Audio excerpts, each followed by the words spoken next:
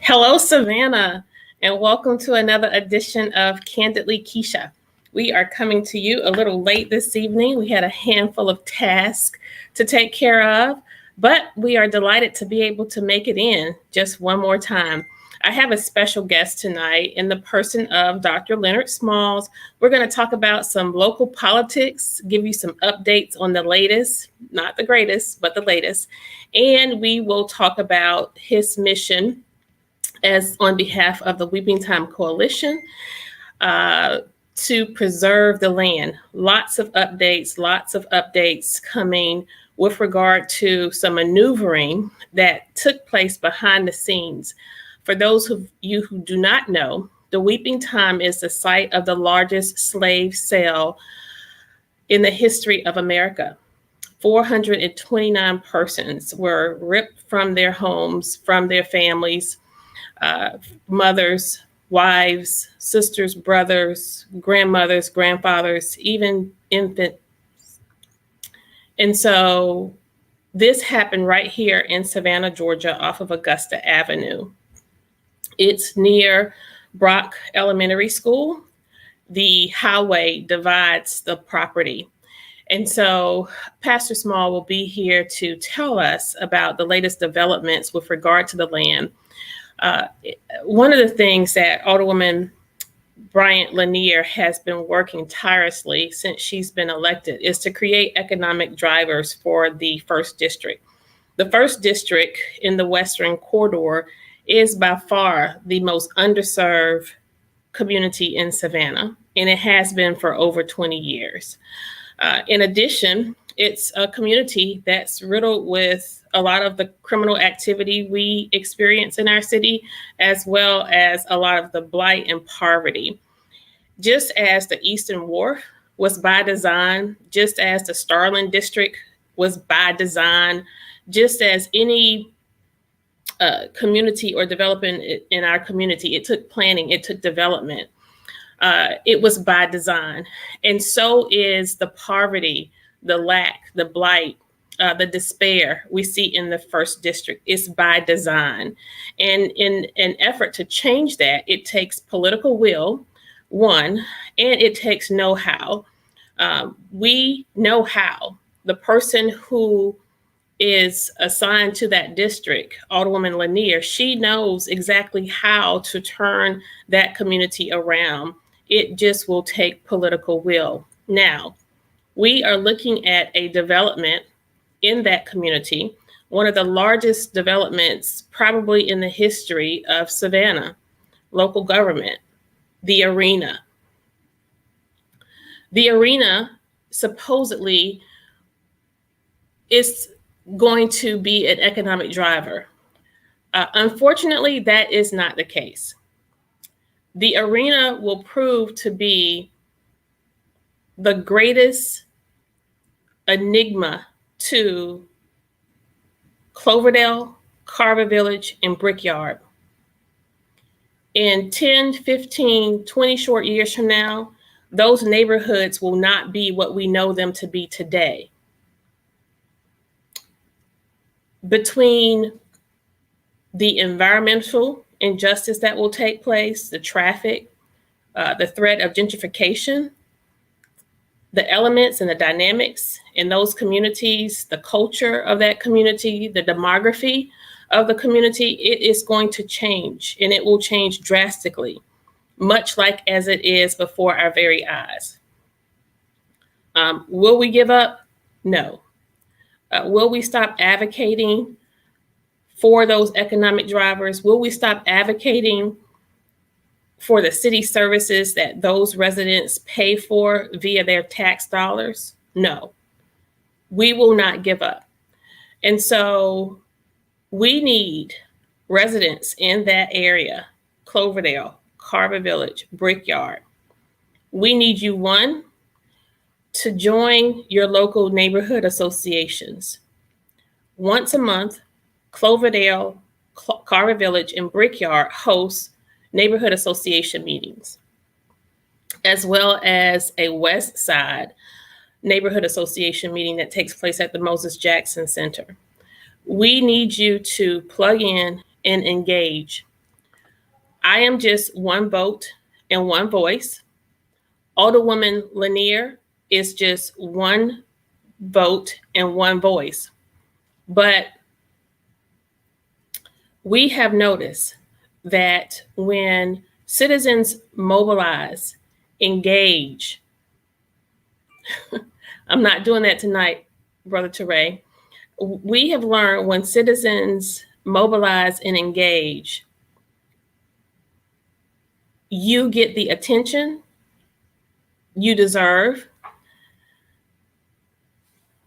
Oftentimes, it's not always a win, but we have been successful in slowing the process and avoiding just a full takeover. Take, for example, the Weeping Time Coalition. Last year, when we advocated for reduction of our property taxes, to roll back the property taxes, that was only because the citizens rose up. Due to some undercover maneuvering this season, we were not so successful. Although there were a handful of citizens, it wasn't enough, and it wasn't as timely as it should have been. It takes a lot of investment. It takes a lot of time. It takes a lot of effort that a lot of people don't have. But we are grateful for the citizens who did take the time to come downtown to City Hall. A lot has been said about the lack of representation at City Hall, despite the fact that we do not have offices, despite the fact that we don't have adequate supplies and staffing by way of administrative support. Alderwoman Miller Blakely and I serve in an at-large capacity. That means we are responsive to the entire city. And so even with those limited resources, we are able to reach people. We are still able to serve people and do it very effectively. We are attending the neighborhood association meetings, listening and hearing our citizens, but most importantly, our presence allows us to advocate for citizens as well as provide education. When I campaigned for office, did so on a platform of education, advocating, and accessibility. In educating, we recognize that the Savannah citizens are pretty much plugged in and engaged. They are smart people, intelligent individuals. So it didn't take very much educating, but education for me is being able to regurgitate information that I learned of at City Hall and relay it to the residents. So in an ordinary capacity, or if another person, or as other persons have occupied this role, the level of information sharing and the level of knowledge that we provide to our residents is paramount. Advocacy, whatever citizens need, whatever they want, if it is within the reach of our city services and the scope of the professionals who work for the city of Savannah, that's what we advocate for. In addition, we advocate for their needs, their desires. The West Side citizens stated that they did not want the use to change for the Bartow property, also known as the Weeping Time property.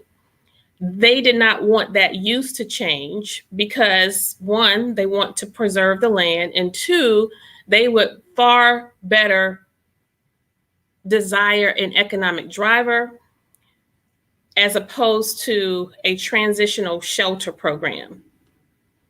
So I have stated that 10 years of my career involves providing shelter to homeless families with children through the Interfaith Hospitality Network, now known as Family Promise.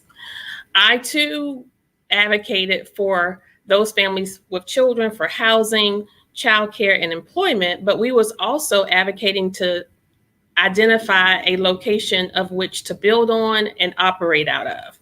I was met with a lot of the resistance that the Salvation Army is now experiencing. I understood that the sound of having a homeless shelter in a neighborhood is not pleasing for some people.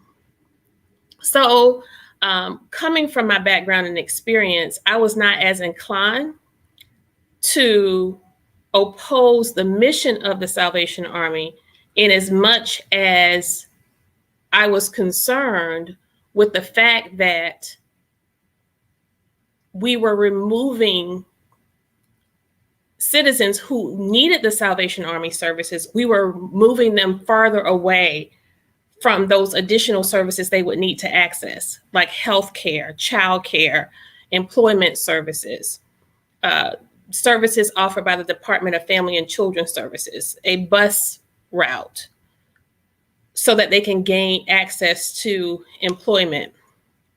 Moving citizens from the Montgomery Street corridors all the way out on the west side off of Augusta Avenue, where there is a food desert, a healthcare desert, a housing deficiency already. So you see, we are putting a pre-existing vulnerability on top of vulnerability. And that's just not smart. When it comes to identifying the location for not just a shelter program, but any social services program, this is Human Services 101. You first have to advocate for a location that is conducive for your clients to be able to access not just your services, but the other services they may need to overcome whatever deficiency they're in. So with that, we want to introduce Dr. Leonard Smalls, who's going to talk more about the Weeping Time Project and some of the developments that have come to light as of late.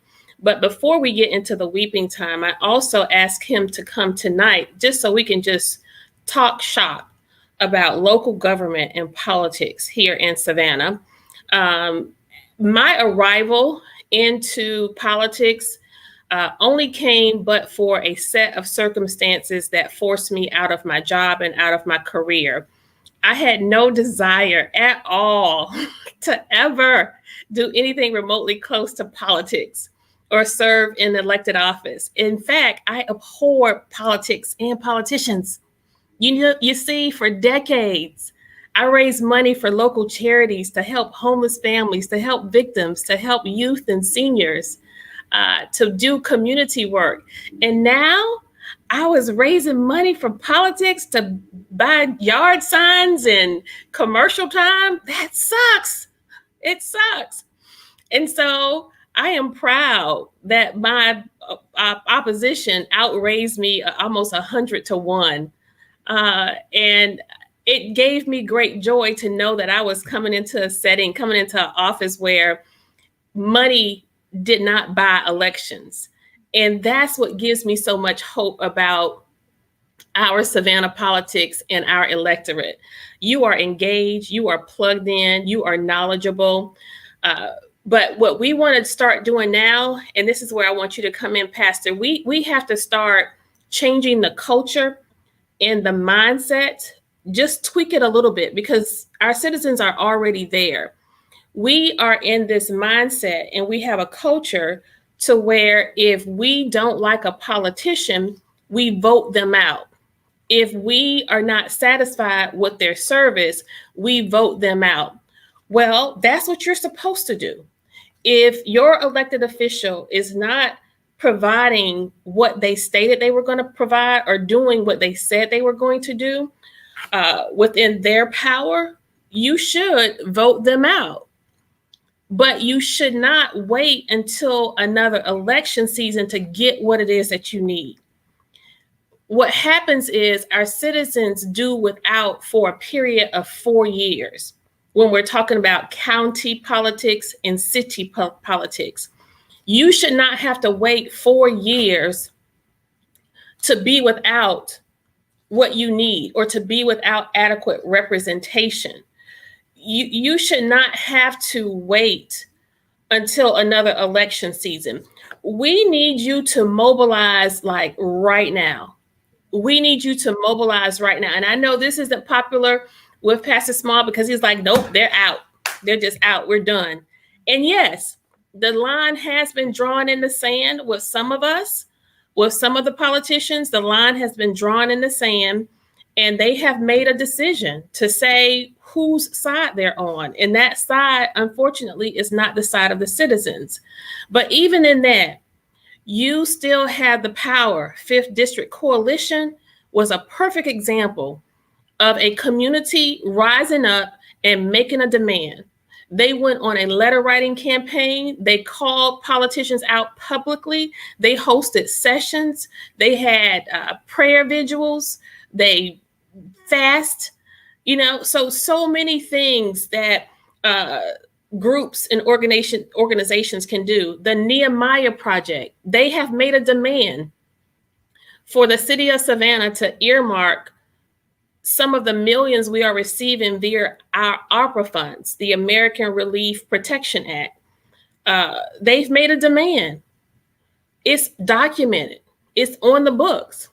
And so do you always get those demands met?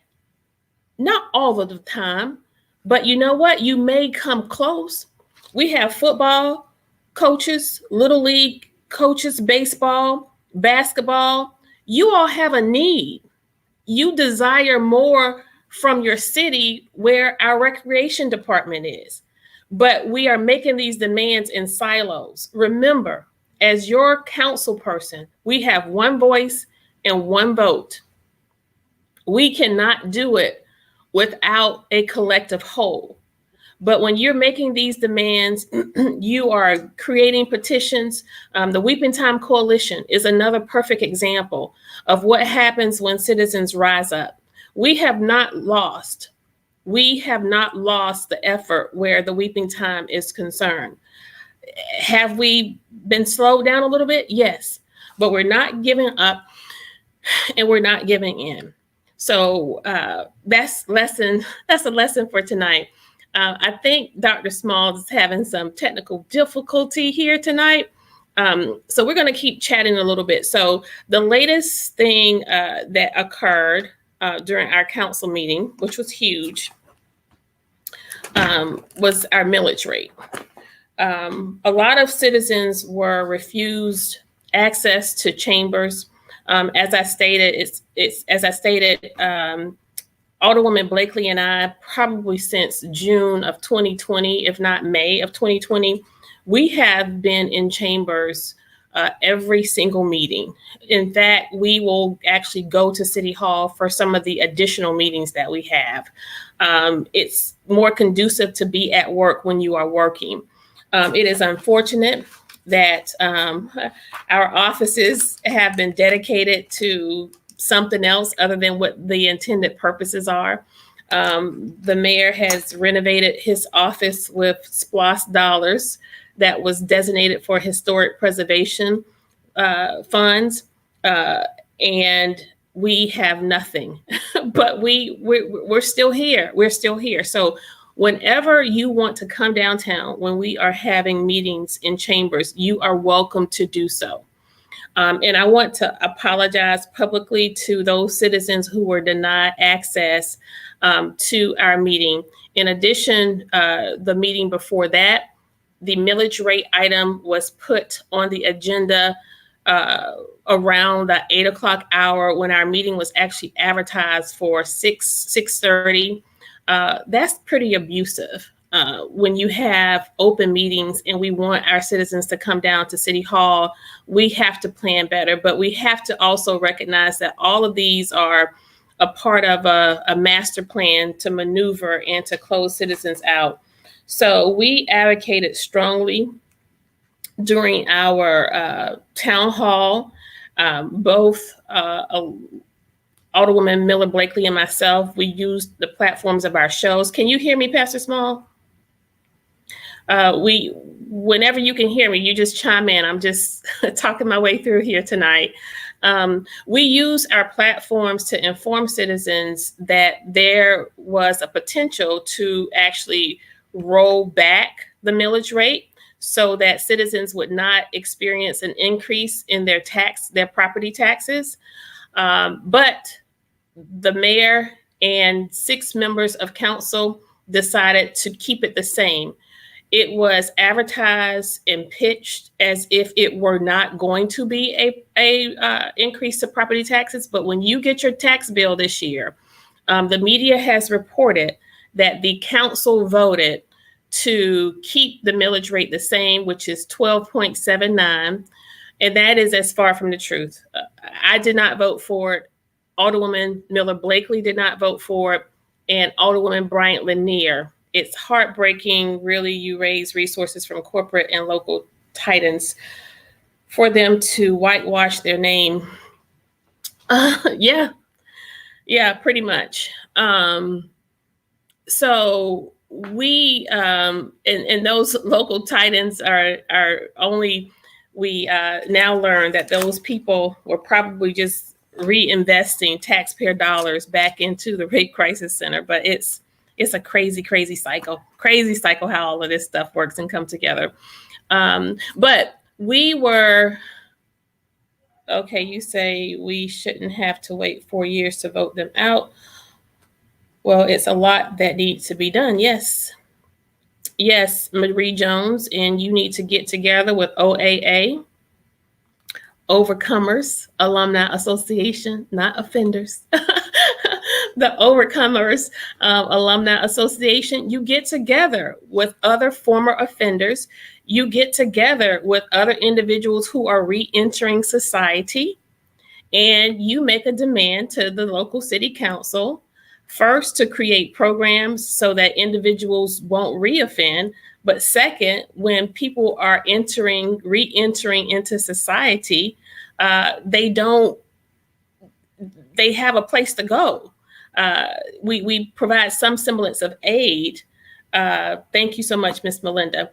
We provide some semblance of aid to them so that we not make it easier for them. We just make it possible for them, But anyway, it was pegged that keeping that millage rate the same was not going to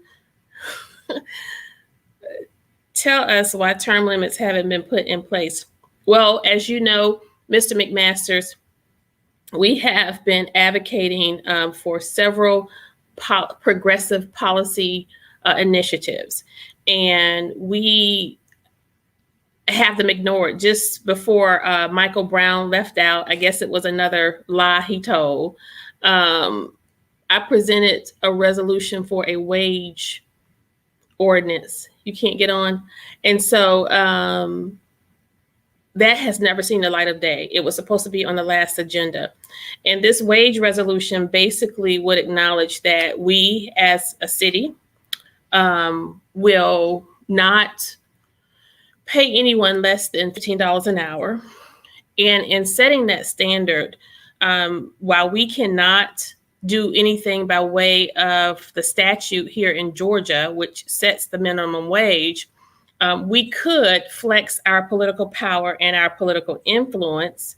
And Mr. Page, the rate has not changed yet. We're advocating for at least $15 an hour, which is really just a standard wage. It's not really a livable wage, even here for Savannah, because it's a play on words, but it's an increase.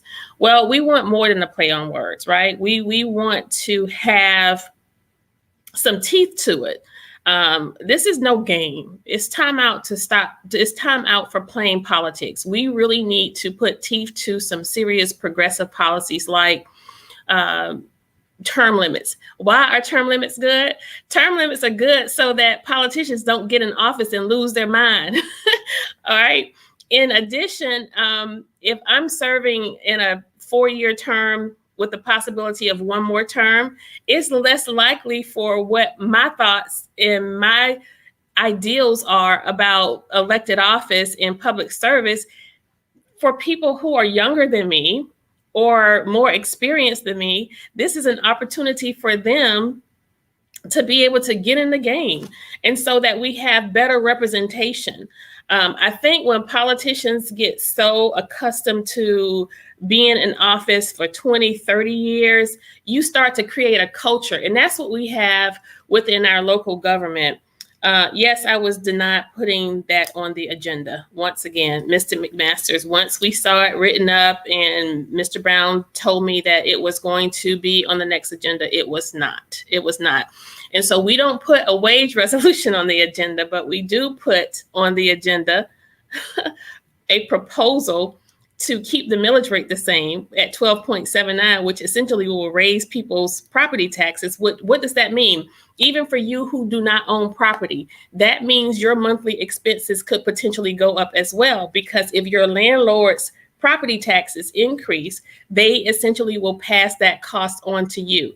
And this is not simply relegated to homeowners. This is also inclusive of individuals who rent space for their businesses. So small and marginalized businesses could potentially experience an increase as well.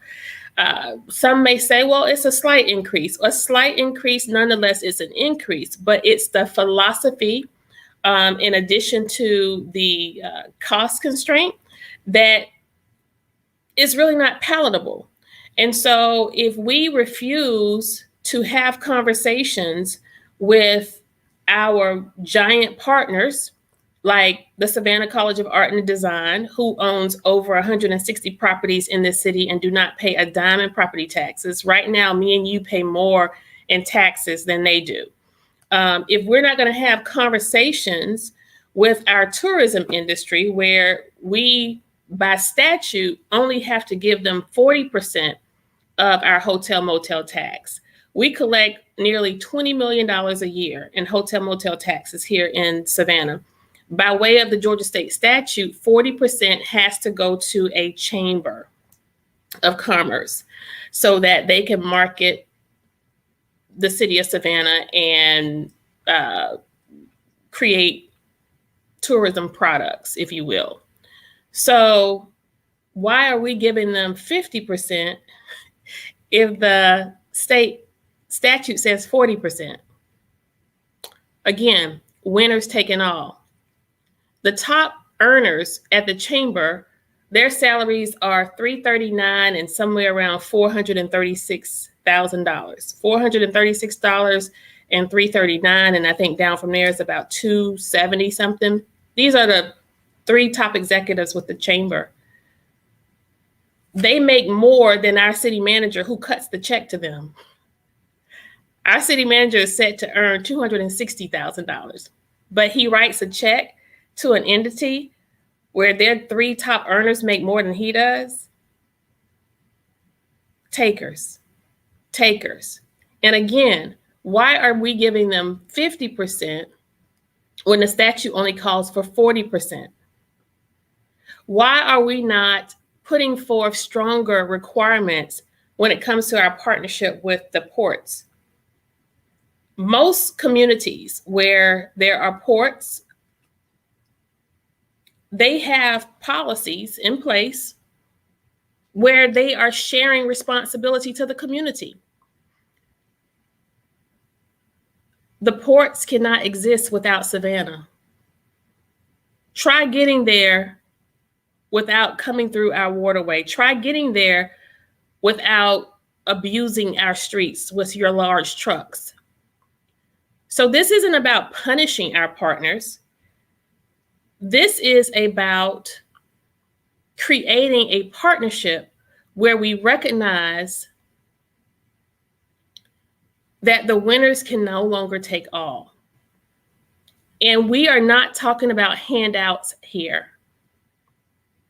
We are talking about giving people their fair share. If we really want a community that's going to be harmonious, we have to recognize that there is a greater responsibility for us to forego elite relationships and focus on those individuals in our community who cannot gain access. How can we make the selection how can we make the selection process more transparent and clear? Contact our clerk's office. Our clerk, Mr. Massey, he does a wonderful job with organizing announcements for the various boards.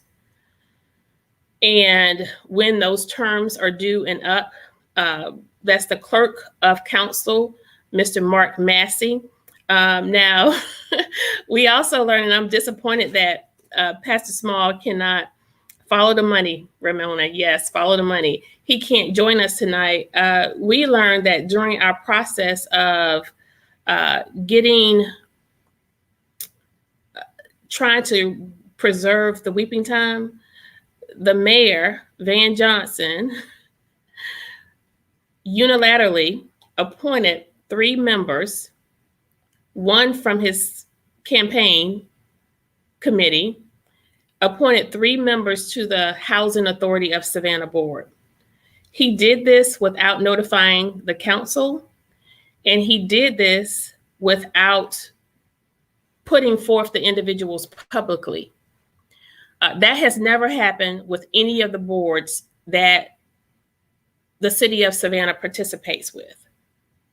So you have to ask the question, why?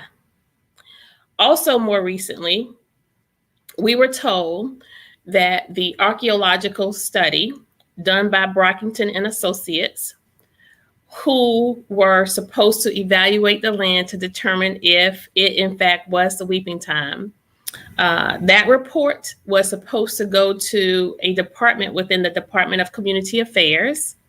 It never made it there.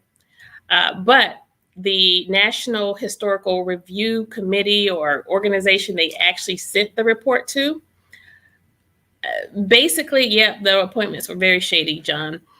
They contacted us via a letter. That letter was supposed to be, according to Michael Brown's memo, that letter was supposed to be submitted to council within 30 days. This was around July 4th, July 6th. So around 30 days would have been August 6th to 8th. And the report actually came back on August 1st. And they just sent the report to us on Friday after 5. So the report actually came before Michael Brown abruptly resigned, before the new city manager came in. And supposedly, according to news reports, Michael Brown abruptly resigned because I stated to him or called him a effing fool, which is not true. I don't know what fool, I don't know what fool would leave a job that pays $20,000 a month because a little lady called him an effing fool. And although that was imagined and not true, sir, you left your job because, one, you didn't get your way with the fairgrounds project because you and your little boys could not agree. That's the real reason, sir. And I cannot wait to tell you all about all of the maneuvering and the shenanigans that's going on with the fairground project. But you also knew that this information in this report was not going to be favorable. And so again, you lied, and you all lied to the media. And so the name of this game is to deflect and to deny. That's the chief mode of operation for this administration. And so what we are going to continuously do in spite of that, right, no minutes existed. Exactly. And so what we're going to do, we're going to stay the course.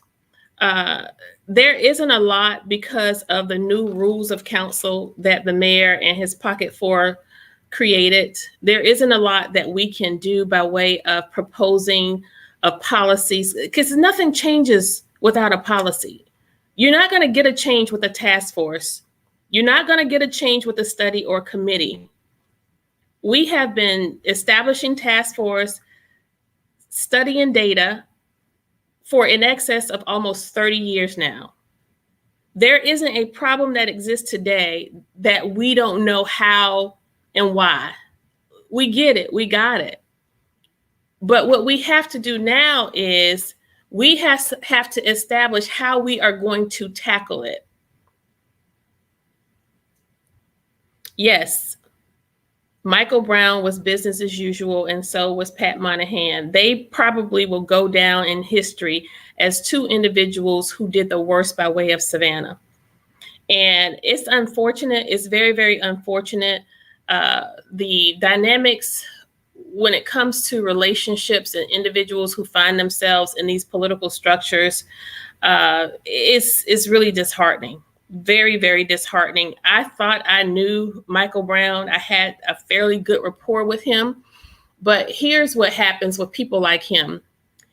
When they can't own you, and when you don't buy into their way of doing things, they attempt to sully you and discredit you and cast dispersion upon you, your work and your reputation.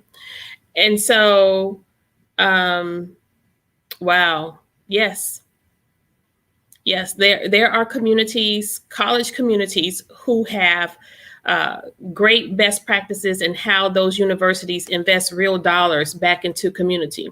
I recently had a conversation with some executives from the Georgia ports who took issue with the fact that I acknowledge that the western corridors of Savannah, particularly Woodville, has suffered environmentally, have suffered with regard to the infrastructure.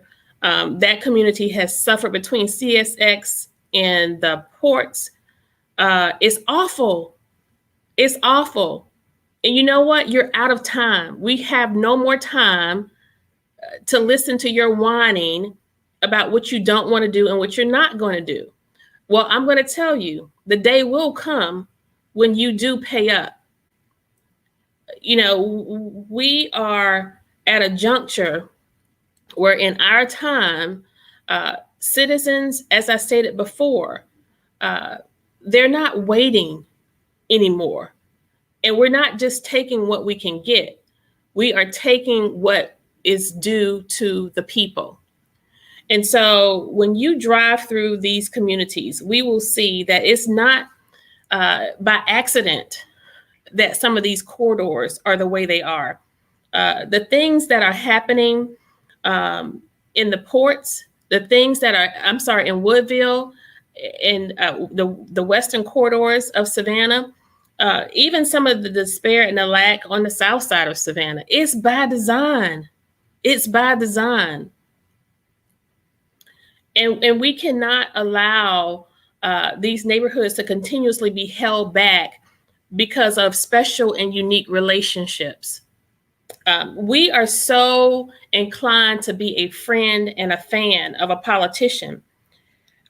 We relegate ourselves more to proximity by way of relationship, friendship, and kinship that we will put before harmony in our neighborhood, our very freedoms, and the luxuries that we should enjoy by way of a community free of gun violence, at least reducing it, crime, poverty.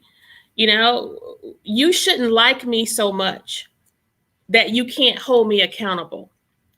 You shouldn't like me or be my friend so much to the extent that you agree and uphold me, even in the face of me making a decision that will adversely affect your neighborhood or hold your neighborhood back. So back to what I was saying about the weeping time. I'm sorry, I'm jumping around a little bit. I was hoping Pastor Small would be in. I was trying to filibuster a little bit. Who are the new boys hired at City Hall? I don't know. I don't know, Ms. Harris, Dr. Harris. Yeah, we have had some unique hires. Some, people have come in and really they have been promoted. And why is it that we have, yes, Rebecca, why is it that we have people who will I don't know, John. I don't know. I have no idea. And I want people to know, for full disclosure, my husband worked for SCAD for about 20 years. And I was working in the world of nonprofit in that time. And not one time did SCAD ever do anything for any of the nonprofits I worked for. But at that time, I had no idea that they were not paying property taxes. And oh, newsflash, by the way, Van Johnson attempted to sabotage my husband's position at SCAD as well. And fortunately for us, my husband has other talents, so we're okay. And that's the thing about folks here in Savannah.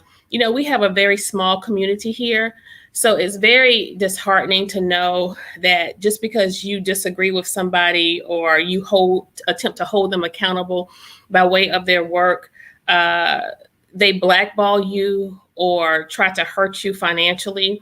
And I've been a victim of that. And fortunately for me, we are not where we want to be, but their traps and tricks, they haven't been successful.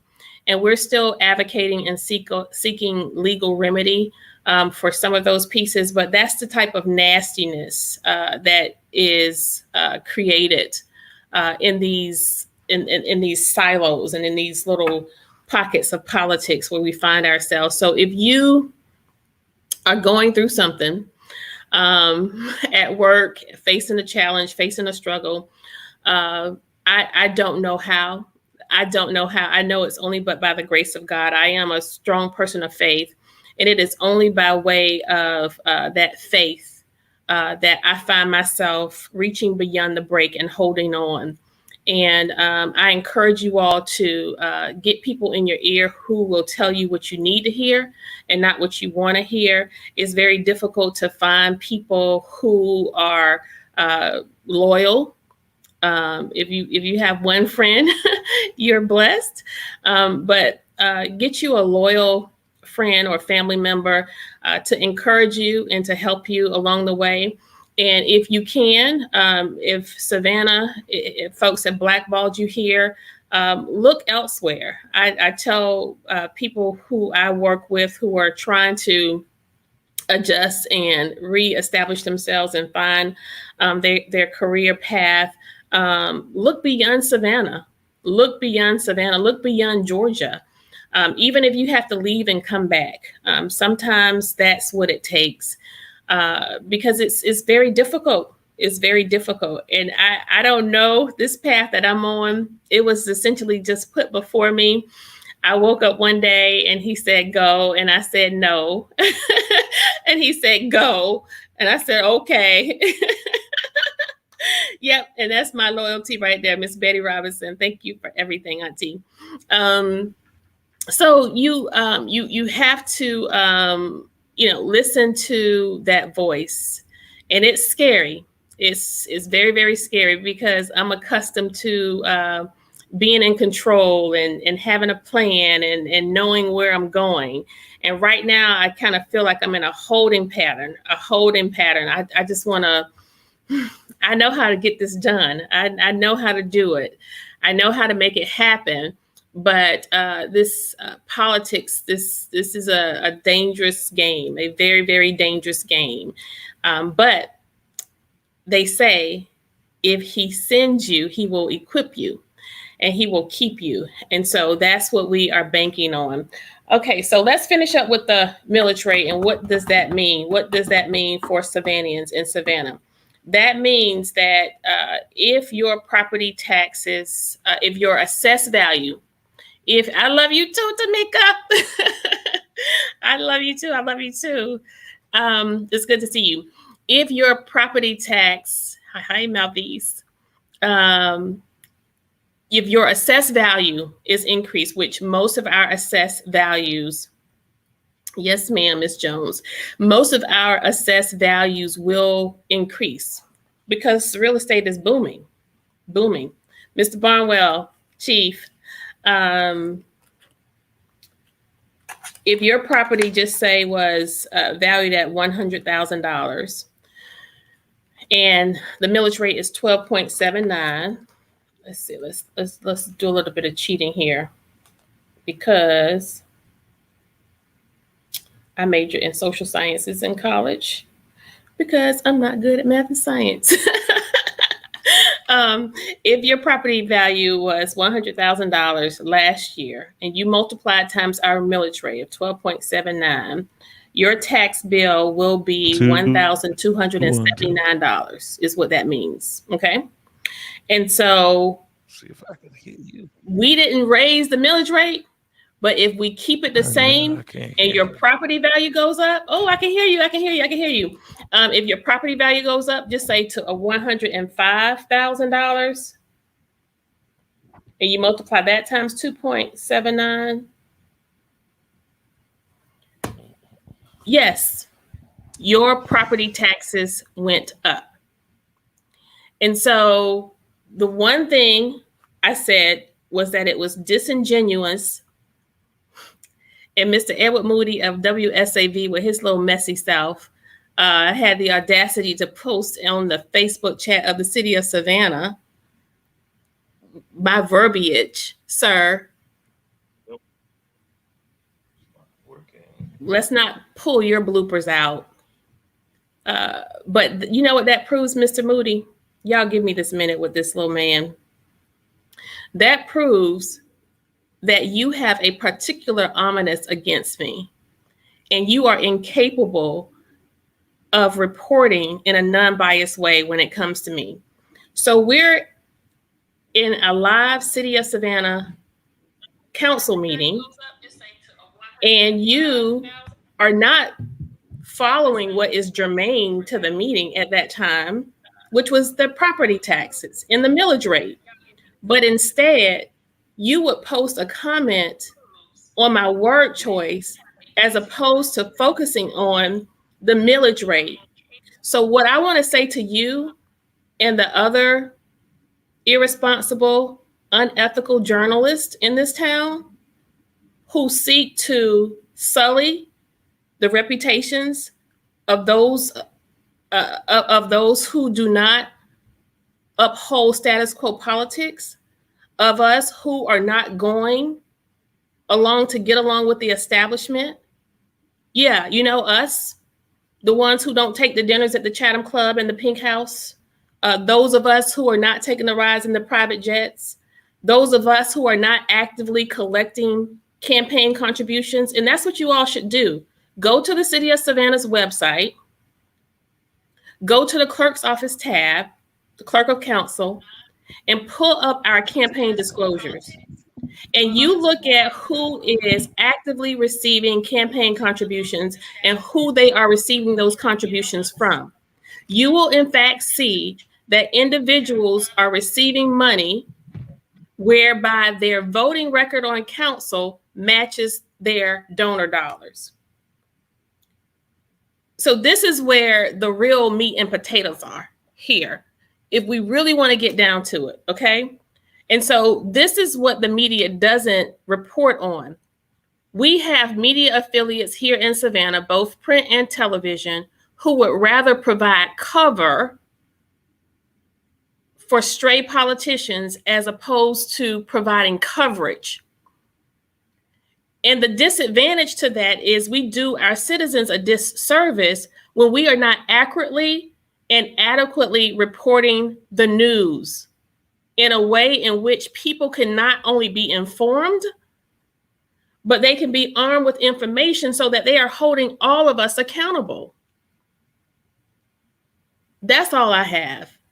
I'm so glad my grandparents finally canceled their subscription. I wish they could turn the TV off now. But anyway, Pastor, can you hear me? This is not going to happen tonight. I feel like a talking head. Yes.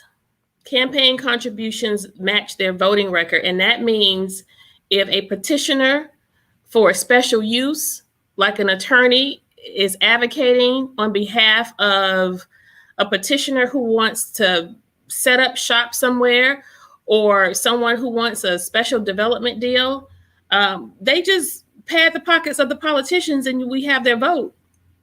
And if they can garner enough support from their majority on council, it happens.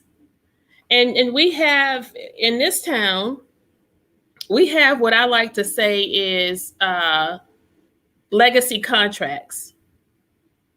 Legacy contracts. Those are individuals at these engineering firms, the law firms. They make their dollars. They've made their legacy. Their children's children have lived off of local government. So they're the ones who's actually getting the handout and the subsidy. Those are the real welfare recipients. So, no, Miss Marshall, I don't want to. No. We want to do this post one thing this term, and we're gonna give Savannah back to Savannah. But well, I'm gonna do what God tells me to do. So let me just shut up. Listen, do we have any more questions? How much time do I have, Mr. Hall? Let me tell you something. Today, Mr. Julius Hall officially qualified for mayor of Port Wentworth. I'm so excited for him. He is a perfect example of, starting from the bottom, now he's here. And so thank you for your tenacity and stick-to-itness and just your willingness to serve. I don't know how it is you do. Yes, Alderwoman Blakely, I can't say it like I can't say it like you can say it, but I'm trying to give it to them as straight as I can. Pastor, I'm going to get you about not being able to get on tonight. I don't know if you can hear me. Not so much? Okay. Oh, there you are. I can hear you. Okay, so go ahead. Just yes. Okay, so just give us a tiny bit of why you. Yeah. Okay, go ahead.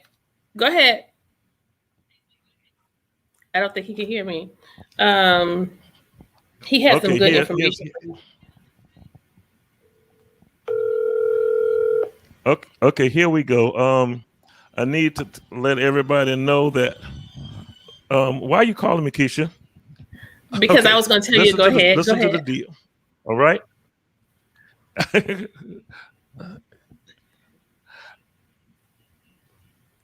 The situation is, I'm on a very slow responding feed. So just listen to me if you can. We just got a very set of letters, of course, from the lady who they sent the study to for the weeping time. Instead of sending it to the Department of Community Affairs, they sent the letter, the study from Brockington to the architectural expert for the Department of Parks and the Park Services. So Natural Resources, Department of Natural Resources. So when they send it to the Department of Natural Resources, all that architectural lady does is figure out whether or not they actually used qualified, reasonable, professional architectural methods. It had nothing to do with whether or not it was the Weeping Time property or not.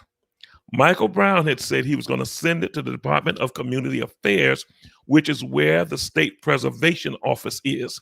The State Preservation Office has not ever received Brockington report to analyze it, review it, or approve it. So one of the things that we're going to do as a result of the fact that we sent information also to the state's chief architectural reviewer, she wrote us back a letter saying that she appreciated our thoughtfulness and our thoroughness in our assessment of their survey, because we were able to point out through their survey that it was not, the land in question is exactly the Weeping Time property. She also said in the letter that she sent back to the Weeping Time Coalition that she was going to strongly encourage, and those were her words, the city of Savannah to work with the Weeping Time Coalition to try to solve these issues. She told us she was writing the letter to the city of Savannah on Friday. We received a letter that was sent to the city of Savannah. Now, I want you to hear this. On Friday the 13th, the day after council meeting, the interim city manager released to the city all the people, city council, and we got copies of it. But the letter had been sent on August the 1st when she gave me my letter saying she was notifying them, because I've had that letter for 2 weeks. I talked about that letter from her telling me what she had written on the town hall that Alicia and Kesha had at the Jewish Educational Alliance. Now, so we finally got the letter from that she sent to the city, and it said in part that she strongly encourages the city of Savannah to work with the Weeping Time Coalition and coalition members, other people of West Savannah, and other people from the community to try to look at these problems. Now, here is where the rubber meets the road. When that letter was sent to the city council people, it was also accompanied by a letter from interim city manager Keith Floyd saying the matter's over, it's not going to go before council anymore. You know, it was what Van's been saying 3 times prior to this, before they even got a report back from the state. So listen to me very careful, people.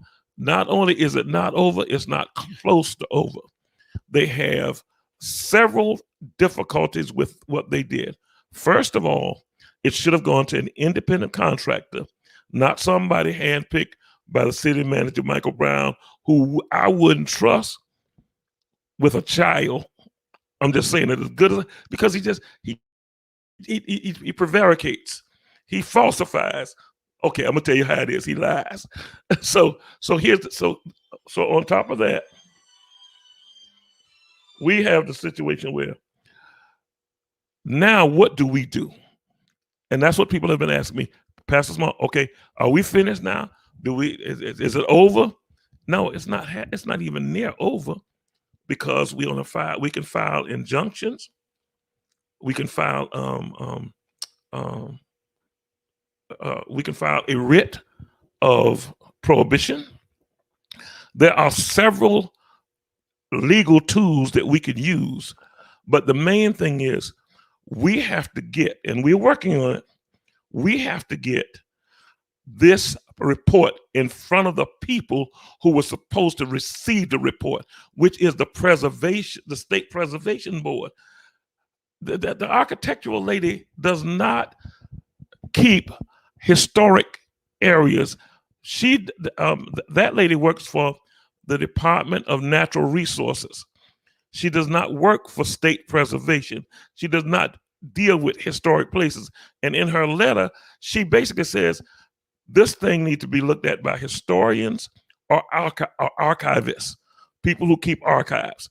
And so we know for sure that this is not right. We know for sure that we've got a mess, and we're going to send. That's right. I'm in my radio studio in Eatonton, Georgia. That's why I'm having so much trouble, because I've never come. That's right. Don't roll your eyes, Kesha. I'm in Eatonton. Be nice. The Lord will bless you. And so I want everybody to, because she always tried to run my life. I love her. Lord knows I do. But here's the thing. I need people to understand what we're doing is we're going to go tomorrow over to DCA, not by letter, not by email, by big old me. Okay. Now, the way I got to Miss Black, the way I reached Miss Black was I just went up there on a dead call.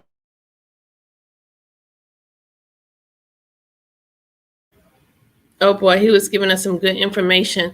So you see the level of ambiguity we are dealing with here. It's a lot of mismanagement and mishandling and misguidance. Steve, I think I'm back in. So I'm going to let me finish. I'm going to go up tomorrow and try to see some of the people who directed me to Miss Black 2 or 3 weeks ago when I came up. I'm going to go ahead and make sure I know all the mechanisms and who we need to send our conclusions, even from their report. We do have things to add to that. We have proofs above and beyond what was submitted by Brockington. Any other city would allow a group of people who showed this much interest to at least show them what they had for them. So, and the other thing is, thank you, Alicia. Van Johnson keeps saying the property don't belong to us, the property belongs to HUD. The property does not belong to HUD. We went above these local housing authority people and we contacted HUD for the region. We're in Division 4. They wrote me back directly, me, and they said to me that they put the question to 2 of their agencies and to a group of their lawyers, and they said, in the sentence is simple: this matter is between the city of Savannah, not housing authority now. HUD has nothing to do with this. It's between the city of Savannah and the Salvation Army. That's it. What Van keep playing, he tried to keep playing hide the ball. What he keeps trying to say is HUD and the Housing Authority of Savannah that's not our property.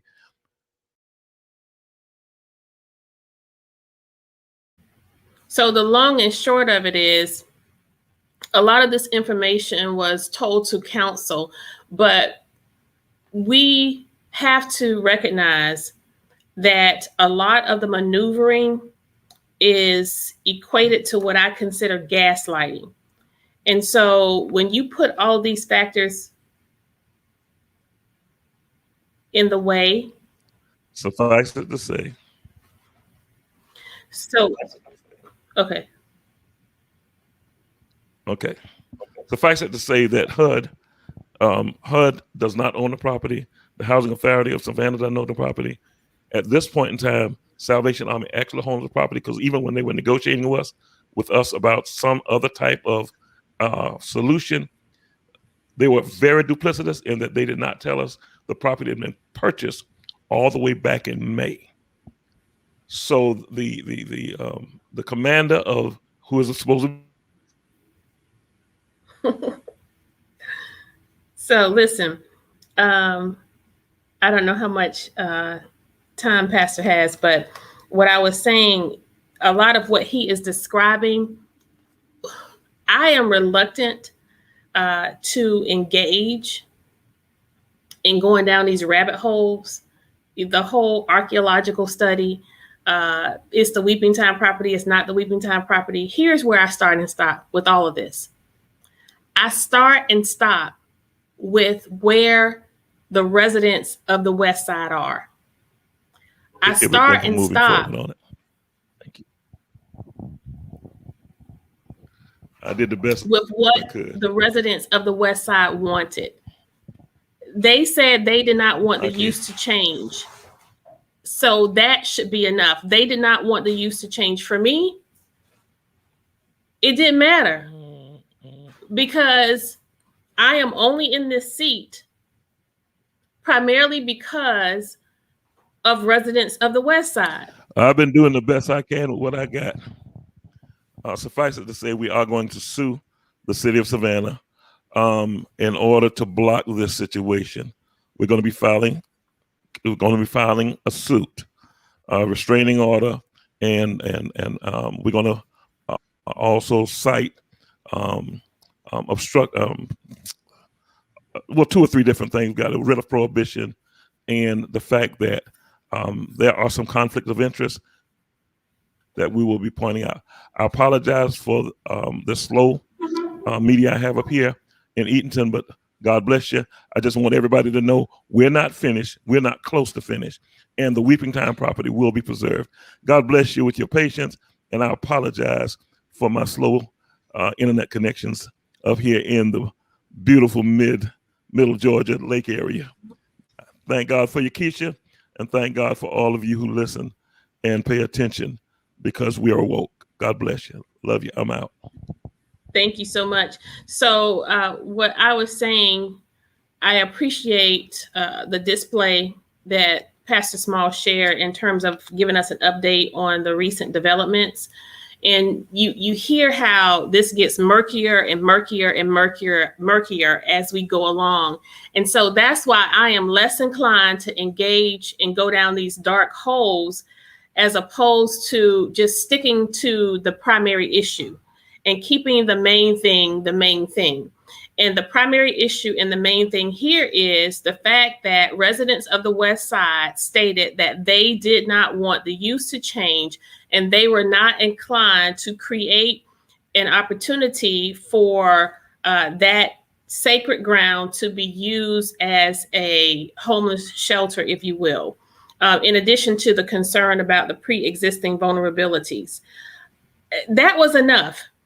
As Alderwoman for Post 1 of the City of Savannah, we are led by the citizens first. We are citizens led. We are servants first. Before leadership, we are servants. And in an effort to make good on that servitude, and in an effort to really listen to the residents of the West Side, I was more inclined to say, okay, the people don't want it. The residents out Little Neck Road didn't want those additional developments occurring to that landfill. The residents of the South Side, Wilshire, they did not want those houses to be turned into a strip mall with a liquor store. That's where I start. I start with where the residents are. I don't always vote with the district representative. I vote with the voice of the people. And so when citizens rise up and say they want something, they need something, they desire something, that's where we start and stop. And because myself, Alderwoman Miller Blakely, Alderwoman Bryant Lanier, and the mayor,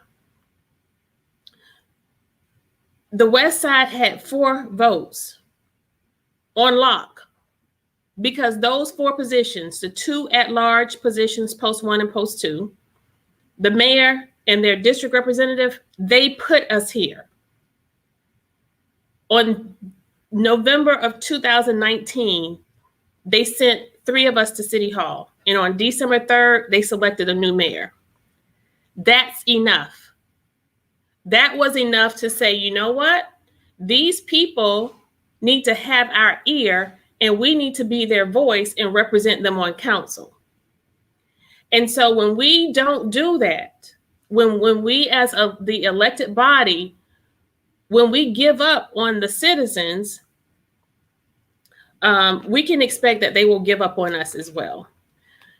And so creating this pathway, this diversion, this distraction in the archaeological study, and saying that the Weeping Time property is really not the land, that's hogwash. That's busybody work. That's just something to take us off course and to take our minds off of the greater goal here. And so with all of that said, we want you to continuously stay plugged in. It's not easy, but it's necessary. We're doing the best we can with what we have. And we're so grateful for this platform and ATR, which encourages me to keep at this Kandily Kesha thing. I tell y'all, I am not a journalist. I am not a host. I abhor this. I like bringing you information, but this task of being here every week and being a talking head, I would rather be doing the work and letting the media report accurately on the work that is actually being done, and not the work that is being fabricated, if you will, and packaged in a way in which people are being misled. So listen, with that, if there are no more questions, did I miss anything, Mr. Hall?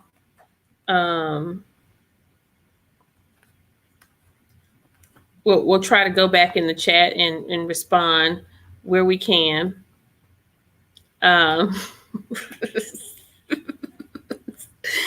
Yes, Alderwoman Miller Blakely.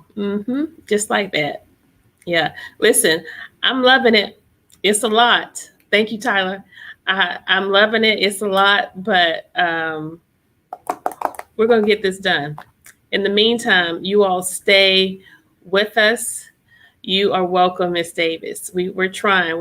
But you know, at some juncture, we want to do more than speak up and speak out. But you know what? I said to somebody the other day, maybe we just have to accept the fact that this is our role. Because prior to this, you had politicians in office acting like they were in a minority during the last administration, acting as if they couldn't get anything done because they were in the minority, but they were not making any noise.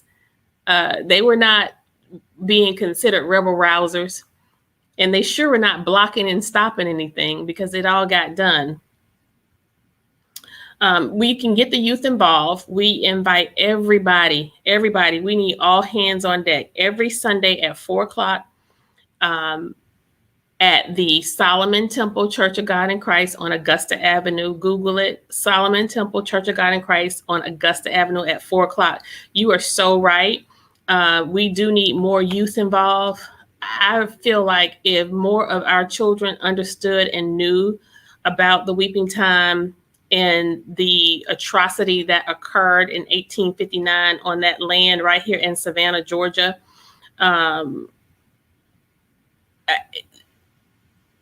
they would have a lot more pride.